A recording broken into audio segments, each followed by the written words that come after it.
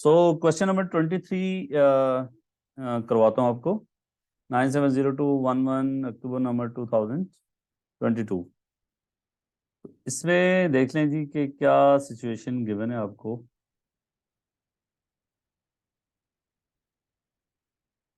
A transverse wave travels along a rope. The diagram shows the rope at time t equal to 0. The wave is traveling from left to right. The period of wave is t. This is direction of wave, or this is transverse wave. You can see one particle of the rope is labeled as x, which diagram shows the variation with time t of the displacement of particle x between t0 to t2t. सो हमने देखना है कि जी x की variation, x particle का displacement time के साथ साथ कैसे चेंज होगा, और जो period of the wave is t, तो इसका मतलब ये होगा कि 2t के अंदर ये पार्टिकल x जो है आपने 2 साइकिल कंप्लीट कर लेगा। ठीक है, सबसे पहली बात हमने देखना है कि जी जो पार्टिकल x है, अगर आप देखें तो इस वक्त t0 पे वो मीन पोजीशन पे है। इसका मतलब ये होगा कि एक क्लू हमें मिल गया यहाँ से कि t0 पे डिस्प्लेसमेंट 0 होना चाहिए। ठीक है, अब देख लें t0 पे इसका डिस्प्लेसमेंट 0, इसका डिस्प्लेसमेंट 0, यहाँ पे क्या है जी, ये मैक्सिमम डिस्प्लेसमेंट पे है, ये भी मैक्सिमम डिस्प्लेसमेंट पे है। तो चूंकि particle x is at mean position at time t equal to 0, so at t equal to 0 displacement क्या होगा, पार्टिकल x का डिस्प्लेसमेंट 0 होगा। सो 0 किन दो ऑप्शंस में हो रहा है, a और b में हो रहा है। तो इसलिए सबसे पहले बच्चों आप सी और डी को रिजेक्ट कर देंगे। ठीक है, ये आपकी आंसर नहीं हो सकते। अब हमारे लिए काम आसान हो गया है।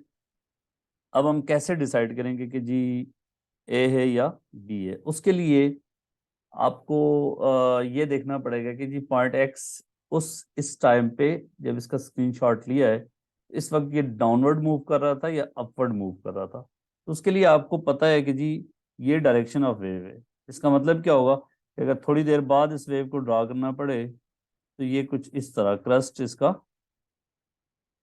जो पीक्स हैं वो राइट डायरेक्शन में आगे मूव कर जाएंगी। ये देखें, ये मैंने क्या ड्रॉ किया है, इसी वेव को after some time T draw किया।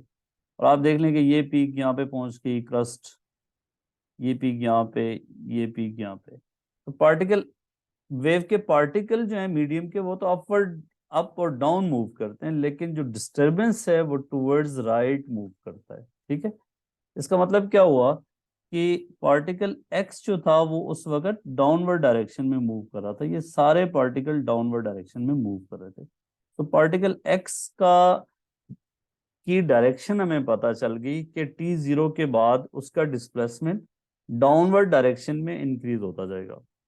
अब देखें, अगर ये मीन पोजीशन है तो इससे डाउनवर्ड डायरेक्शन में डिस्प्लेसमेंट जो है उसको माइनस लेंगे, अपवर्ड डायरेक्शन में जो है डिस्प्लेसमेंट इस पॉइंट मीन पोजीशन से अपवर्ड में प्लस लेते हैं। ठीक है, इसका मतलब ये हुआ कि हमें ये बात समझ आ गई कि जी जो पार्टिकल x है उसका डिस्प्लेसमेंट, अब देखें इसमें क्या हो रहा है कि डिस्प्लेसमेंट पॉजिटिव डायरेक्शन में इंक्रीज हो रहा है।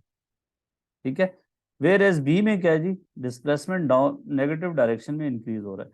तो पार्टिकल x क्या होगा, डाउनवर्ड डायरेक्शन में जाएगा, फिर अपवर्ड आएगा, फिर अपर एक्सट्रीम पे पहुंचेगा and so on. So downward direction में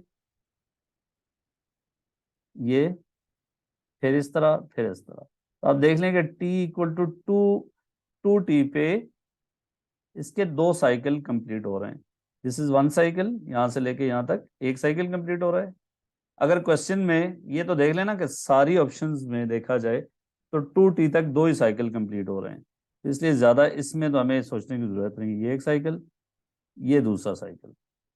ठीक है, अगर कोई एक ऑप्शन ऐसी होती कि जिसमें 2t तक 3 साइकिल हो रहे होते, फिर हम उसको रिजेक्ट कर लेते। तो इसलिए इसका आंसर है बी। ठीक है, अब किस सूरत में इसका आंसर ए होता, अगर उन ऑप्शंस पे गौर करें कि इस क्वेश्चन में क्या चेंजेस होती कि आंसर हमारा ए होता। ठीक है, अब देखें, अगर मैं इस वेव की डायरेक्शन को जो है, सबसे पहले इसकी डायरेक्शन बदल देता हूं। एग्जामिनर कहता है कि जी इसकी डायरेक्शन इधर है, फिर क्या होता है कि फिर पार्टिकल एक्स जो है इस टाइम पे अपवर्ड डायरेक्शन में मूव कर रहा होता है। उस सूरत में हमारी ऑप्शन ए आंसर होता। ठीक है, तो अगर हमारा पार्टिकल फॉर एग्जांपल यहाँ पे होता है, एक्स यहाँ पे होता है, और यही डायरेक्शन जो इसने गिवन थी यही डायरेक्शन होती, तो फिर क्या आंसर होता? फिर जो आप देख सकते हैं कि जी एक्स की मूवमेंट मैंने पहले भी ड्रॉ करके आपको बताया है, दोबारा बता देता हूँ कि फिर इस एक्स की मूवमेंट जो होती अपवर्ड डायरेक्शन में होती है इस टाइम पे, फिर भी आपका आंसर ए होता। और सी और डी कब आंसर होते? जब अगर आपके पास पॉइंट एक्स एक्सट्रीम पोजीशन पे होता, यहां होता या लोअर एक्सट्रीम पे होता। तो एक्स इक्वल टू 0 पे अगर डिस्प्लेसमेंट पॉजिटिव है मैक्सिमम, ऑब्जेक्ट पॉइंट यहाँ पे होता ये, तो फिर आपके पास बच्चों अगर पॉइंट यहाँ पे होता तो आपके पास सी ऑप्शन बनती, स्टार्ट में डिस्प्लेसमेंट मैक्सिमम, फिर वो मीन पोजीशन पे आ गया, फिर लोअर एक्सट्रीम पे चला गया, फिर दोबारा मीन पे आ गया, फिर अपर एक्सट्रीम पे आ गया, एंड सो ऑन।